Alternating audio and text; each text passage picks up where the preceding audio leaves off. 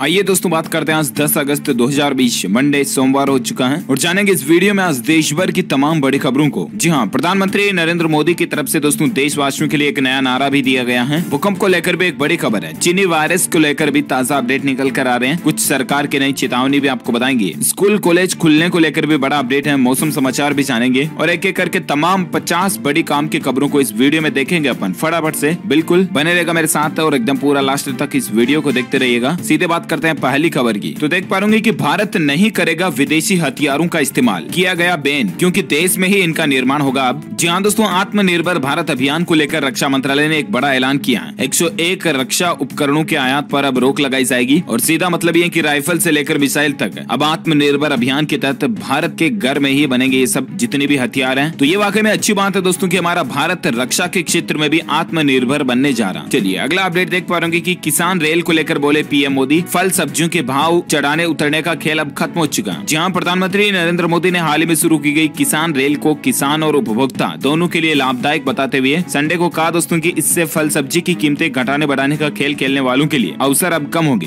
कुल मिलाकर के सब्जियों के फलों के भाव जो है अब नियंत्रण में रहेंगे, क्योंकि किसान रेल सेवा के जरिए देश भर में ये सब चीजें आसानी से एक जगह से दूसरी जगह सप्लाई हो सकेगी। चलिए अगला अपडेट है, अब रोबोट करेंगे सीवर की सफाई। उत्तर प्रदेश के इस शहर से इसकी पहल भी हो चुकी है। जी हाँ दोस्तों, हमारे देश में ये जो सीवरेज लाइन वगैरह होती है इनकी सफाई करने के लिए अब सफाई कर्मचारियों को अपनी जान जोखिम में डालने की जरूरत नहीं पड़ेगी। इसको लेकर उत्तर प्रदेश ग्रेटर नोएडा अथॉरिटी की तरफ से खास रोबोट भी तैयार किए गए हैं, जिनकी मदद से सीवरेज लाइन का मलबा पूरी तरह से बाहर निकाला जा सकता है और बहुत ही कम समय में मिनटों में ये अच्छी तरह से साफ कर सकते हैं। तो दोस्तों ये वाकई में अच्छी पहल है और धीरे धीरे पूरे देश में शुरू की जाएगी। साथ ही खबर है कि मध्य प्रदेश में आज रात 12 बजे से थम जाएंगे ट्रकों के पहिए। 3 दिन तक यहाँ पर हड़ताल रहने वाली है। जी हाँ, एमपी राज्य में ट्रांसपोर्टरों के एक प्रमुख संगठन ने सोमवार से 3 दिन की हड़ताल की घोषणा की है और ट्रांसपोर्ट संगठन ने कोविड-19 की मार का हवाला देते हुए कहा कि डीजल पर मूल्य संवर्धित कर यानी कि वेट में कमी के साथ रोड टैक्स वगैरह और जीएसटी में भी छूट दी जाए, ये इनकी मांग है। देखते हैं अब मध्य प्रदेश सरकार की तरफ से इस संगठन की डिमांड पर क्या फैसला दिया जाता है, मैं आपको अपडेट बताऊंगा। फिलहाल खबर देख पाओगे कि अब सड़कों का भी बीमा होगा और तेजी से पूरा होगा हमारे देश में नए एक्सप्रेस वे बनाने का काम। जहाँ केंद्रीय सड़क परिवहन और राजमार्ग मंत्री नितिन गडकरी ने कहा दोस्तों की सड़कों का बीमा कराने के लिए एक प्रस्ताव तैयार किया जा रहा, इससे की बैंक गारंटी की जरूरत खत्म हो जाएगी। इससे सड़क परियोजनाओं के लिए फंड मिलने में भी आसानी होगी और परियोजनाएं तेजी से पूरी होगी। उन्होंने कहा कि देश में सड़कों की स्थिति पहले से बेहतर हो रही है। प्रस्तावित 22 नई ग्रीन एक्सप्रेस वे परियोजनाओं में और भी ज्यादा सुधार होगा। तो कुल मिलाकर के दोस्तों अब हमारे देश में जो रोड सड़क ये निर्माण आपको अच्छा देखने को मिलेगा इन द फ्यूचर में, है ना। साथ ही खबर है कि OLX पर मोबाइल बेचने वालों को ये पति पत्नी इस तरह से चूना लगाते थे, तरीका जानकर आपके भी होश उड़ जाएंगे। जी हाँ, ये खबर मैं आपको इसलिए बता रहा हूँ ताकि आप भी अलर्ट रहें और सावधान रहें, सचेत रहें। ये एक वाकया देखिए जरा, एक पति पत्नी मिल करके OLX पर करते क्या थे कि कोई अगर सामान बेच रहा है OLX पर महंगा मोबाइल वगैरह, तो उसको लेने खरीदने के लिए जाते थे। ठीक है, या तो वो उस शख्स को अपने पास बुलाते या तो उसके घर चले जाते थे, सामान लिया, अच्छे से देख लिया, डील हो गई, फिर पैसे ट्रांसफर करने के लिए ये सामने वाले कस्टमर से बोलते थे कि आपका अकाउंट नंबर दीजिए। वो अकाउंट नंबर देते थे, फिर ये जो पति पत्नी थे इनके पीछे कोई बैकएंड में जो गिरोह था उसको ये उसके अकाउंट की डिटेल भेज देते थे और उसके बाद वो जो सेलर्स हैं उसके मोबाइल पर एक SMS आता था, फर्जी बैंक का SMS कि आपका अकाउंट क्रेडिटेड हो गया, your bank account has been credited, जितनी भी अमाउंट में उनकी डील होती थी ना वैसे। और वो मैसेज फर्जी बैंक का होता था। उस समय के लिए उन लोगों को विश्वास हो जाता था कि हाँ यार अपने खाते में पैसे जमा हो गए, लेकिन उनको ये नहीं पता कि ये मैसेज फर्जी है और इस तरह से ये ग्राहकों को चूना लगाते थे। सीधा कहने का मतलब मेरा ये दोस्तों की इस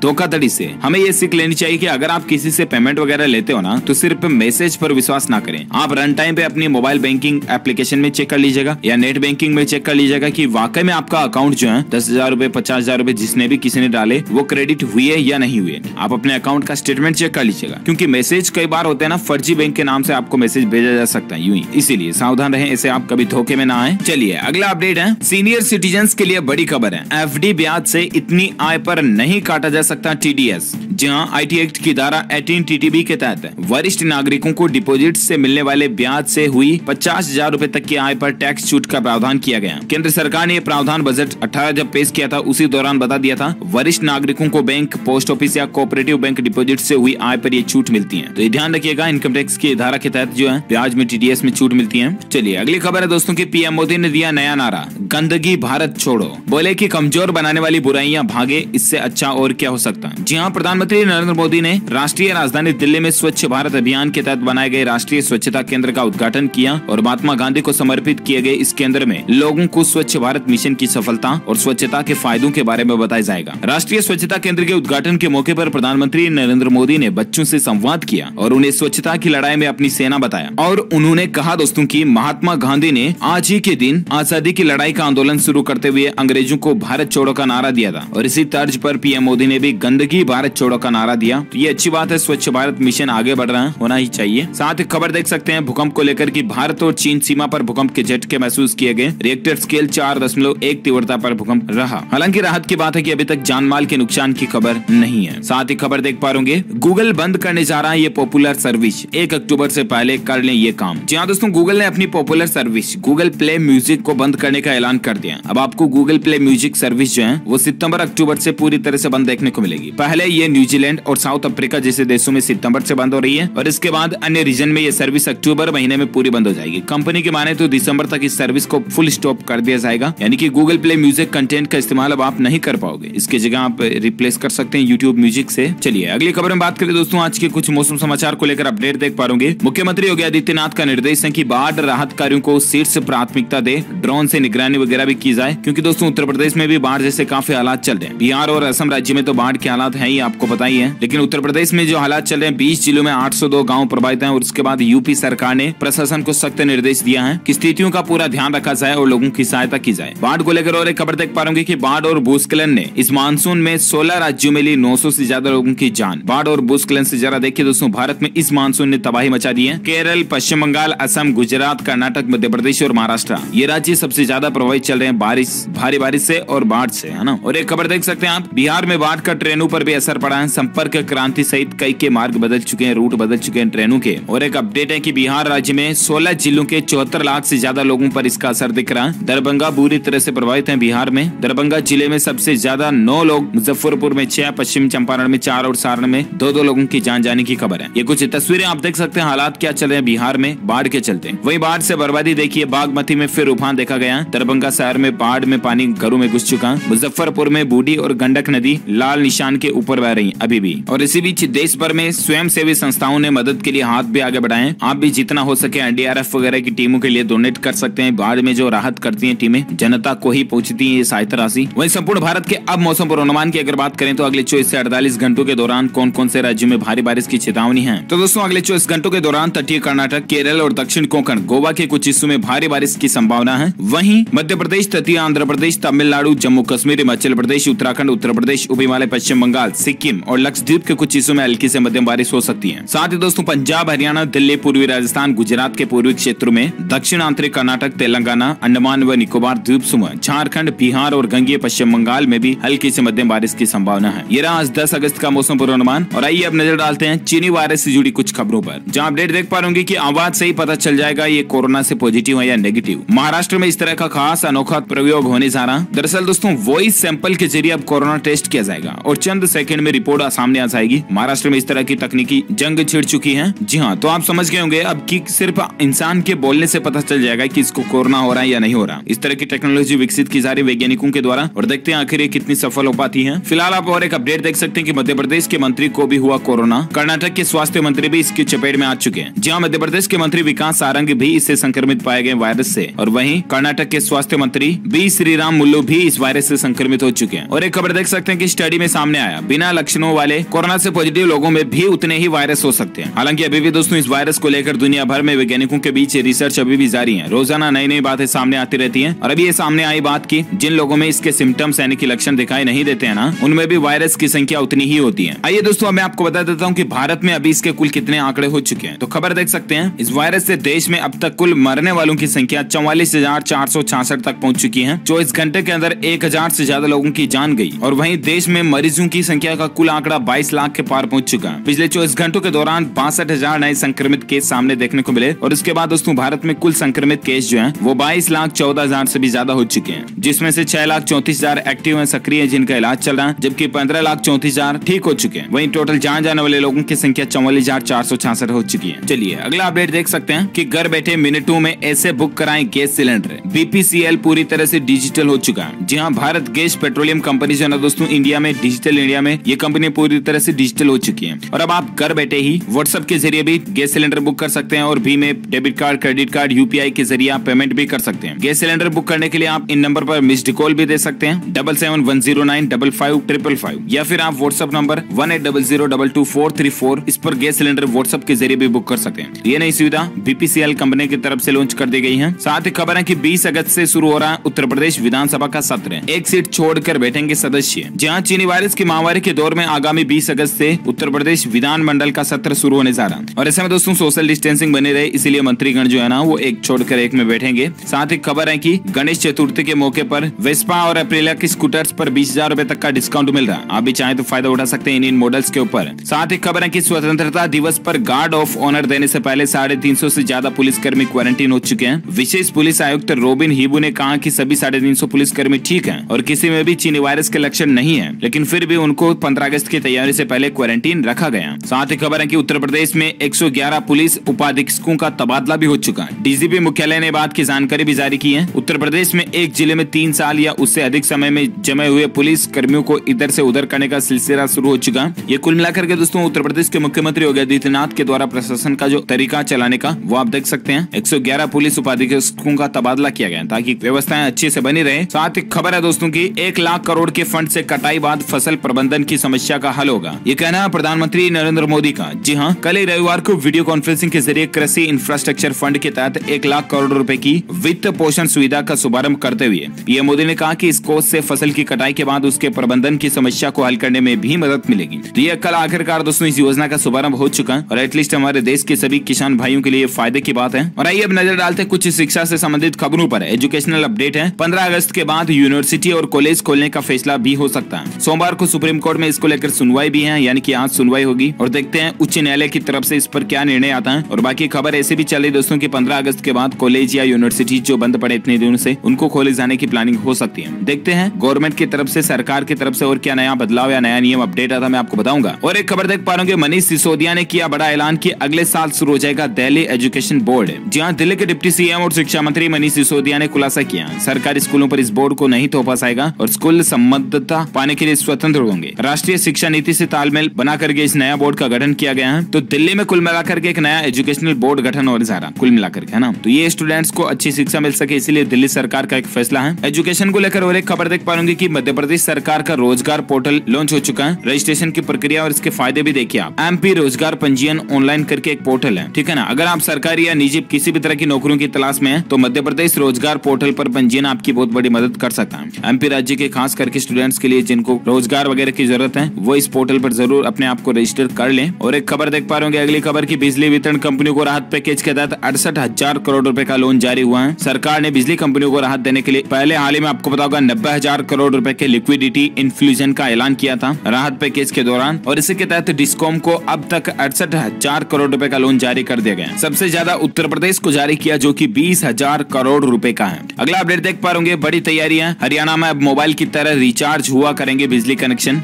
स्मार्ट मीटर पर 5% सस्ती बिजली मिलेगी। जी हाँ, हरियाणा में बिजली उपभोक्ताओं के बिल कम करने और लाइन सोर्स को घटाने के लिए स्मार्ट मीटर की योजना तैयार हो चुकी है। और इस योजना के तहत प्रदेश में करीब 30 लाख स्मार्ट मीटर लगाए जाएंगे, जिसमें सबसे अच्छी बात है कि 5% सस्ती बिजली भी मिलेगी। हालांकि आपको पता होगा मोदी सरकार की भी प्लानिंग है कि पूरे भारत में धीरे धीरे स्मार्ट मीटर लगाए जाएंगे, लेकिन हरियाणा राज्य में ये अब गवर्नमेंट की तरफ से अच्छी प्लानिंग चल रही है। साथ ही खबर है कि उत्तर प्रदेश में सिंगल विंडो क्लियरेंस लागू करने की तैयारी शुरू हो चुकी है। घर खरीदारों को इसका फायदा मिलेगा। जहाँ यूपी में डेवलपर्स के लिए सिंगल विंडो क्लियरेंस प्रोसेस को लागू करने का प्रोसेस शुरू हो चुका। इसके बाद अब राज्य में रियल एस्टेट प्रोजेक्ट की कीमतों में कमी आने की उम्मीद है। इससे एटलीस्ट घर खरीदारों को फायदा होगा, क्योंकि वर्तमान में एक बिल्डर को पूरे प्रोजेक्ट साइकिल में करीब 70 से 80 मंजूरियों की जरूरत होती है। इसमें जमीन अधिग्रहण से लेकर प्रोजेक्ट कंप्लीट होने तक की औपचारिकताएं होती हैं, लेकिन कुल मिलाकर के धन और समय दोनों की बचत होगी इस सरकार के नए सिस्टम से। और इसका फायदा एटलीस्ट घर खरीदार को मिलेगा डायरेक्टली एंड इनडायरेक्टली, है ना। चलिए अगली खबर है कि पॉलिटेक्निक के 3 लाख छात्रों की भी नहीं बढ़ेगी फीस। जी हाँ, यूपी राज्य को लेकर और एक खबर है दोस्तों के प्रदेश भर के राजकीय अनुदानित और निजी पॉलिटेक्निक संस्थानों में पढ़ने वाले करीब 3 लाख स्टूडेंट्स के लिए राहत की खबर है। प्राविधिक शिक्षा विभाग ने इस बार छात्रों की वार्षिक फीस नहीं बढ़ाने का फैसला किया है, तो ये भी उत्तर प्रदेश सरकार की तरफ से अच्छा फैसला है। साथ ही खबर है कि रेलवे में भर्ती के लिए हजारों पदों पर वैकेंसी का दावा है। जानिए आखिर क्या है इस खबर की सच्चाई। दरअसल दोस्तों एक अखबार में भारतीय रेल द्वारा विभिन्न पदों पर नियुक्तियों के बारे में एक नोटिस जारी किया गया। इस नोटिस में एक अवेस्ट्रान इन्फोटेक नाम की एक कंपनी द्वारा आउटसोर्सिंग की बात कही गई है और इसमें योग्यता व अन्य जानकारियां भी दी गई है। लेकिन जरा रुकिए, पीआईबी फैक्ट चेक की तरफ से कहा गया दोस्तों की भारतीय रेल अवेस्ट्रान इन्फोटेक के माध्यम से कोई भी नियुक्ति नहीं कर रही। फर्जी विज्ञापन से सावधान रहें, ये खबर बिल्कुल फर्जी है। हैं ये सोशल मीडिया पर इस तरह की वैकेंसी चल रही है और वेबसाइट वगैरह पर दिए हुए हैं फॉर्म वगैरह भरने की फीस, तो सिर्फ और सिर्फ आप ठगी के शिकार हो सकते हैं। ऐसा कोई भी आप नौकरी में फॉर्म ना भरें इस लिंक के जरिए, ठीक है ना। ये फेक है, फर्जी भर्ती है, इस पर विश्वास ना करें आप। हो सकता है आपको भी फेसबुक व्हाट्सएप पर ये वैकेंसी के बारे में देखने को मिला हो, तो आप सावधान रहिएगा ना।